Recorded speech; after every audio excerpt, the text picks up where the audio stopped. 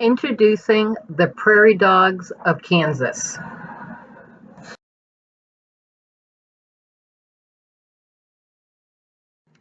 This is a map of Kansas showing the Thomas County Prairie Dog Town.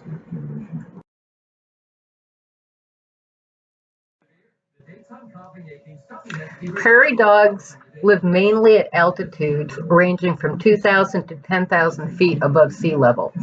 The areas where they can live get as warm as 38 degrees Celsius or 100 degrees Fahrenheit in the summer, and as cold as minus 37 degrees Celsius or minus 35 degrees Fahrenheit in the winter.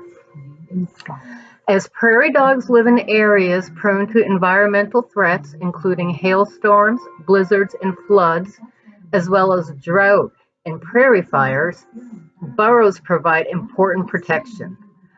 Burrows help prairie dogs control their body temperature, as they are 5 to 10 degrees Celsius during the winter and 15 to 25 degrees Celsius in the summer. Prairie dog tunnel systems channel rainwater into the water table, which prevents runoff and erosion, and can also change the composition of the soil in a region by reversing soil compaction that can result from cattle grazing. Prairie dog burrows are 5 to 10 meters or 16 to 33 feet long and 2 to 3 meters or 6.6 to 9.8 feet below the ground.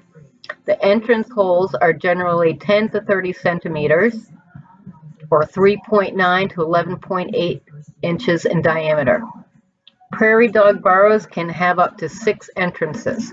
Sometimes the entrances are simply flat holes in the ground, while at other times they are surrounded by mounds of soil, either left as piles or hard packed.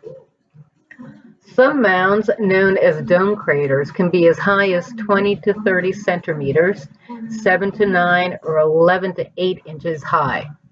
Other mounds, known as rim craters, can be as high as 1 meter.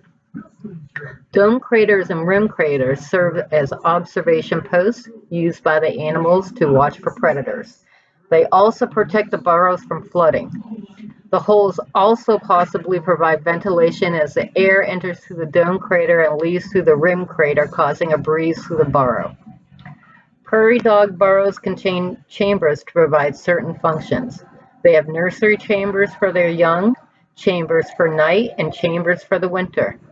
They also contain air chambers that may function to protect the burrow from flooding, and a listening post for predators.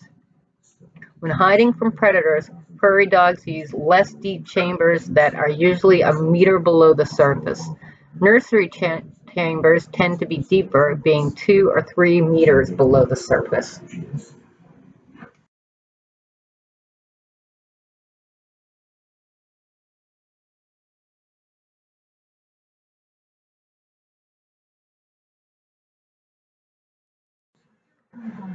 Prairie dogs are chiefly herbivorous, though they eat some insects. They feed primarily on grasses and small seeds. In the fall, they eat broadleaf forbs. In the winter, lactating and pregnant females supplement their diets with snow for extra water. They also will eat roots, seeds, fruit, and buds. Grasses of various species are eaten. Black-tailed prairie dogs in South Dakota eat western bluegrass, blue grama, buffalo grass, 6-weeks fescue, and tumblegrass, while Gunnison's prairie dogs eat rabbit brush, tumbleweeds, dandelions, saltbush, and cacti, in addition to buffalo grass and blue grama. White-tailed prairie dogs have been observed to kill ground squirrels, a competing herbivore.